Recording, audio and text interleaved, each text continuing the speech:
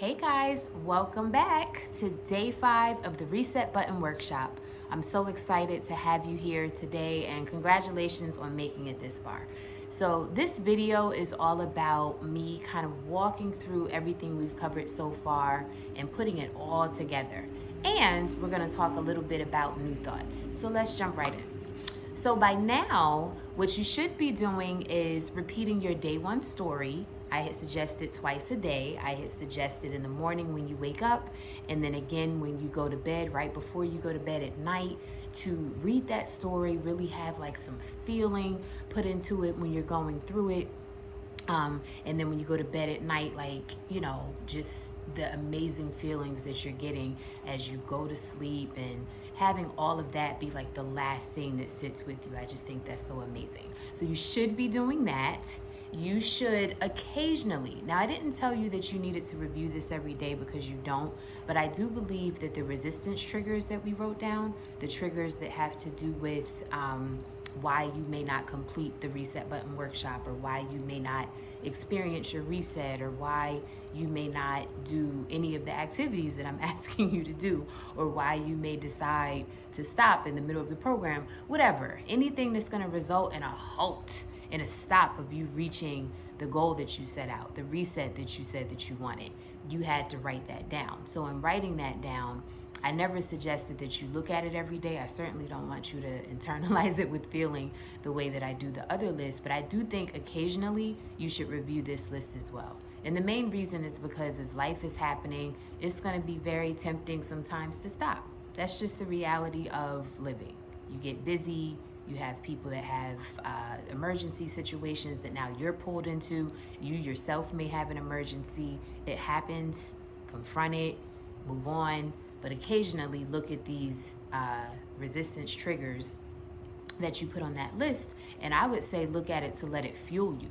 Look at it to let it serve as a reminder that you once said that this day would come. You said it. You said that the day could come where you would be tempted to stop because whatever, insert excuse.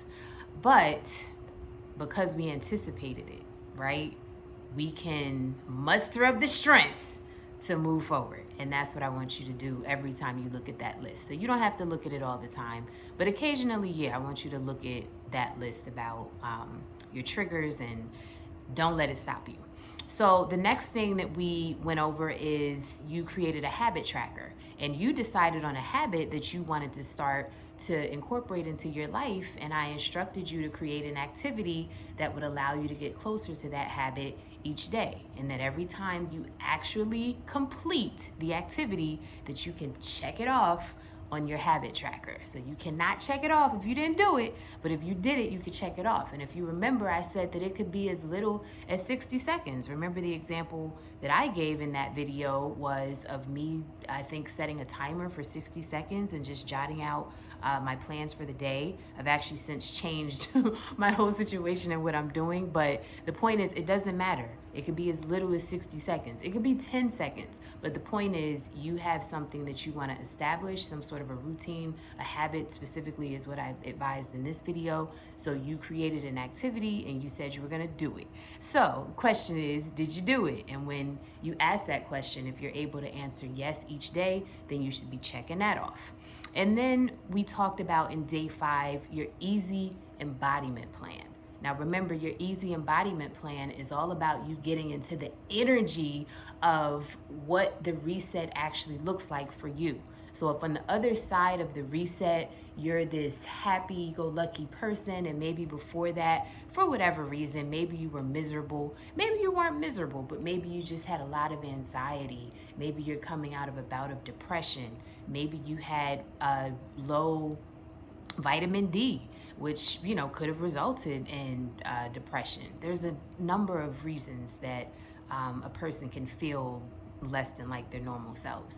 But whatever the case is, you know in your mind, on the other side of this reset, you want to be this whole new person. You want to have like a whole new identity. So the embodiment plan is about, okay, what does that feel like? how can I embody that on a day-to-day basis? How can I embody that in activities sprinkled here, there? And if you remember in my list, you saw things like dancing and singing in the shower. And, you know, a lot of my stuff has to do with fun and lightheartedness because I'm working on, as I've stated in a few videos by now, my femininity and tapping into that in a way that I feel like is necessary for me. Whole different video as to why, so we're not gonna get into that here, but that's what I decided to do. So you in day 5 came up with a bunch of different activities that you can do, and I told you to put those things on the calendar. Now, have you put them on the calendar yet? If you have not, go ahead and put them on the calendar, but more importantly, don't take too long to start this part, to start the embodiment part. Like if one of your embodiment activities, we'll call them, is dancing, like mine was. So maybe at the time that I wrote that, what I had in mind was actually going to a party or going to a club or whatever, a brunch even with music. But maybe I just don't have time to do that in the next like 3 or 4 days. Then maybe I should just change it to go put on a YouTube video and look for a 2000s playlist of the greatest soca and reggae hits from that time period. Like whatever you need to do that. The idea is for you to get it done and to be in the feeling of it and enjoying it. And if that has to happen in your home because that's the easiest way for you to get it done, then so be it. Just do it at home. Turn on the music and start dancing. And that's just my example. So whatever yours is, act accordingly. But the point is, the idea is you want to be embodying the reset before the reset happens. You can't go through this whole process and not feel anything like the reset ever and then expect there to be a reset. So that's just kind of a tip and a clue as to how this works. You do have to actually feel maybe not 24/7, maybe you're not there yet, but you do have to feel what it feels like to actually be reset before you actually are reset. And so that's the point of the embodiment activities. They're going to help you experience that, you know, insert feeling for you. For me, it's like joy and bliss and lightheartedness. I can experience that when I go dance. I can experience that if I'm in the shower. I can experience that if I do brunch with friends.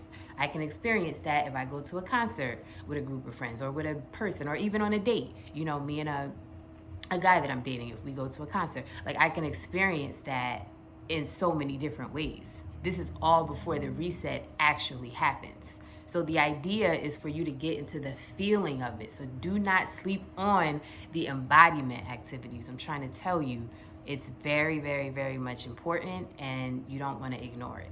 So that's what it looks like when you put it all together.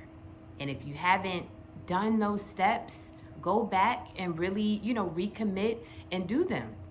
Do them. If you need to even tweak something within your story, maybe because you've been reading it every day, you realize you left something out, or maybe you realize you want to delete something, take something out, whatever works for you. But the point is, commit to this, because I promise you, if you go through this process, you're going to feel different. You're going to feel excuse me, like a change is coming. You are going to likely even want to continue, which is really, you know, the ulterior motive of the program. I want you to want to continue reading your story and, you know, so that you can really, really get the results that you want to get. Sometimes it's even bigger than just the story that you wrote. Sometimes the story is all you could muster in this moment, but it's way more stuff that's deep inside of you. You just haven't been able to unlock it yet because of all this other clutter and bad energy and, you know, so the whole idea of the reset is bigger than just this moment in time. The reset is meant to be a life skill that you can come back to over and over and over, so that if you're ever feeling less than yourself, if you're ever feeling defeated, you can say, oh, no. I know how to reset this and I'm gonna do that right now. And then you go and do it through this process that we're going through now. And you go on and you crush them goals, boo. That's what we do here. So that's what it looks like when you put it all together. So next I wanna talk a little bit about new thoughts. So I want you to get, again, by now I've told you, you can either do this digitally if you're always on your phone and it's in the palm of your hand 24/7 or 24/6, you take you take a little bit of time off, whatever the case may be. I want you to choose one, but find a way to jot down new thoughts. So you can have a running note in your phone and just call it new thoughts. You can have a blank piece of paper that you put maybe a piece in the bathroom, put a piece in the bedroom, put something in the kitchen.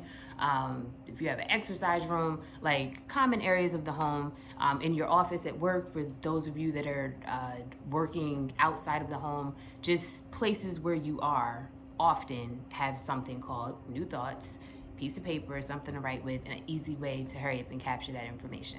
So this is important because, like I said, as you're going through this whole process, you're embodying, you're repeating your story every day. You got your little one activity, which doesn't seem like much now, but don't sleep. It's gonna mean something later. But you got your one activity and you're checking it off and checking it off and checking it off. So what's gonna start to happen is now your body, your mind, your whole aura is like sensing something different is happening. It doesn't necessarily know exactly what's happening, but it realizes something different is happening. Now, the thing about something different happening is that when you do different things, you change it up, you move your body different ways, you make your mind think different thoughts. Out of the blue, your mind starts to offer you up new thoughts. So you may have a thought that you've never thought before that turns out to be a solution to a problem that you needed to solve like 3 weeks ago. And this has happened to all of us before. You're thinking about like, oh, I wish I could just solve this problem. Like I really need to figure out how can I get my son from here to basketball practice by this time when I'm gonna be all the way over here. And you've been thinking about this and it just seems like an impossible task.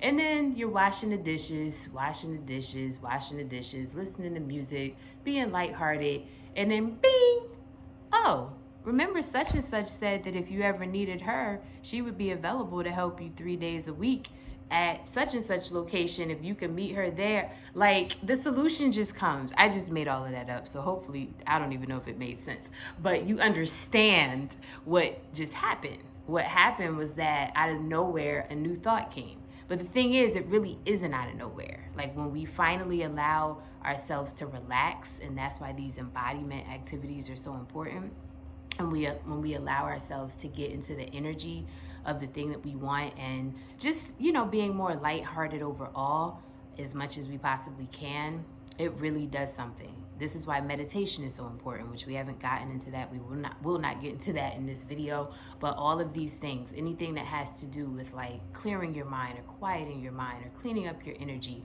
it means something.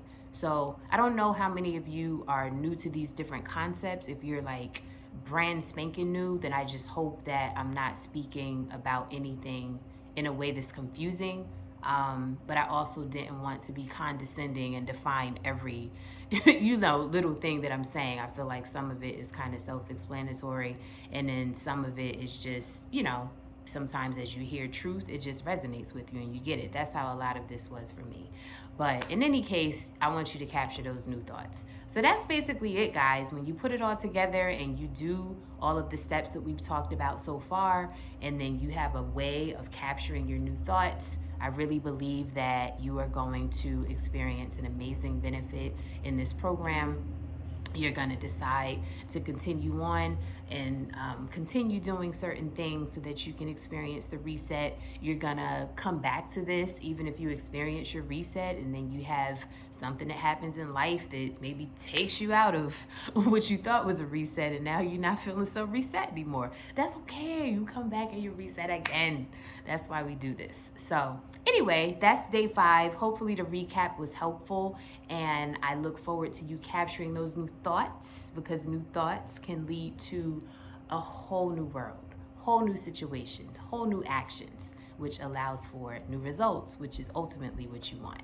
So congrats on making it this far. I'm looking forward to seeing you all in day 6. Take care.